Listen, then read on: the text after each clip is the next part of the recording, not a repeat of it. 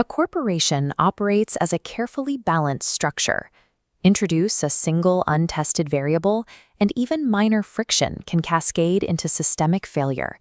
In talent acquisition, a new hire does not enter the organization as an immediate asset. The moment an external candidate is added to the payroll, they represent a pure financial liability. We measure this through cost per hire.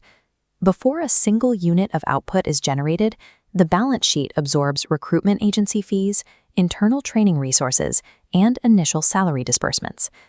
This chart illustrates the time-to-productivity metric.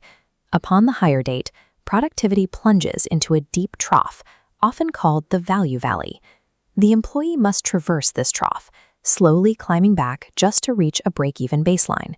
In hyper-competitive labor markets like India, this transition is highly volatile. Early attrition routinely exceeds 15% within the first 90 days.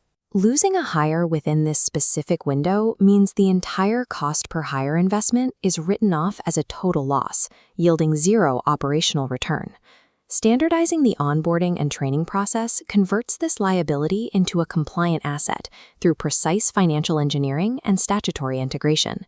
To manage this transition, organizations rely on an integration timeline structured as a precise 180-day blueprint. The critical window between offer acceptance and the start date is defined as pre-boarding.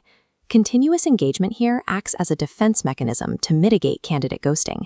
Upon arrival, a strict Day 1 readiness audit takes effect. Core enterprise systems require complete IT provisioning before the first hour. Administrative lag creates immediate financial leakage. We track this as idle time, which pushes back operational milestones and extends the value valley. Beyond IT provisioning, compensation ambiguity serves as a primary trigger for early resignation. Human resources must actively dismantle paycheck shock. This requires clearly mapping fixed pay against statutory retrials, such as the mandated 12% employer contribution to the Employee Provident Fund. Systematically resolving Day 1 friction and providing absolute financial clarity finalizes the unwritten psychological contract between the employer and the employee. This 180-day timeline also operates as a sequence of strict legal checkpoints. Failure at any node triggers immediate statutory friction. Under Indian law, POSH Act sensitization training is absolute and non-negotiable. Skipping this induction exposes the board to direct reputational and legal destruction. The organization must also execute precise statutory mapping for Social Security. This involves filing Form 11 under the EPF Act and managing required nominations under the Payment of Gratuity Act. External auditors evaluate integration points using an error and audit logic. They specifically scan the timeline for delays in background verification before probation ends. Auditors also search the master file for ghost employees, individuals listed on the payroll without completed statutory documentation. This anomaly serves as a primary indicator of internal financial fraud. For industrial roles, the Factories Act mandates rigorous safety induction prior to accessing the facility. Ignoring occupational health directives crosses into criminal liability. Missing these integration gates represents a severe breakdown of corporate internal controls, leaving leadership directly liable for the resulting fallout. To combat external regulatory shifts and rapid technological obsolescence, training functions as the core organizational engine for maintaining operational efficiency. This visual represents the skills gap. It highlights the mathematical variance between standard production and actual production hours, the exact delta to close. To fix this, organizations deploy the Training Needs Analysis framework. Level 1 evaluates organizational alignment, focusing on broad strategic goals like entering new geographic markets. Level 2 isolates task requirements, identifying technical skills needed for highly regulated duties. Level 3 conducts individual performance analysis. By utilizing appraisal data, HR targets specific employees who require immediate intervention. These identified gaps dictate the delivery mechanism.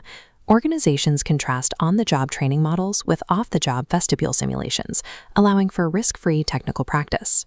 Furthermore, statutory vocational training fulfills national skill-building mandates, such as engaging specific quotas of apprentices under the Apprenticeship Act of 1961. Executing a targeted, multi-level training needs analysis prevents the massive financial leakage associated with generic blanket training programs that fail to address root inefficiencies. Human resources must definitively prove the financial value of training programs to the chief financial officer. This justification is structured using the Kirkpatrick evaluation model. The first 3 levels of the model measure the trainee's initial reaction, actual learning, and subsequent behavior change. These operate as qualitative prerequisites for success. The financial justification occurs at level 4, results. Training return on investment is calculated by mathematically comparing the direct monetary benefits against the total execution costs. Consider a concrete scenario. An intervention costing 1 lakh to implement that ultimately saves 15 lakhs in audit penalties yields a 1,400% return on investment. This success generates a subsequent financial risk. Once certified, employees become targets for talent poaching. To amortize the capital expenditure of training, organizations implement training bonds as a mechanism of direct financial protection. These service agreements contain a pro rata recovery clause, forcing the employee to repay the remaining training value if they leave before the bond matures. Level 4 evaluation and training bonds transform human capital from a volatile, unpredictable expense into a mathematically safeguarded corporate asset. The Gantt chart timeline, the statutory legal gates, the diagnostic training analysis, and the strict ROI calculations do not operate in isolation.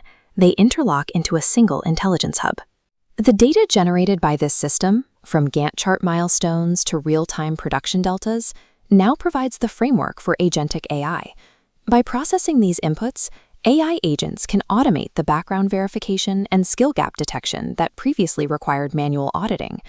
These systems identify production variances in real time to suggest microtraining, while cross-referencing ADAR and UAN logs to close statutory gates without human friction. This automation shifts the human resource function away from manual paperwork and toward the continuous development of strategic capabilities. The coordination of these systems provides a buffer against organizational obsolescence. When the financial, statutory, and developmental gates are locked together, human potential yields a measurable stream of corporate performance.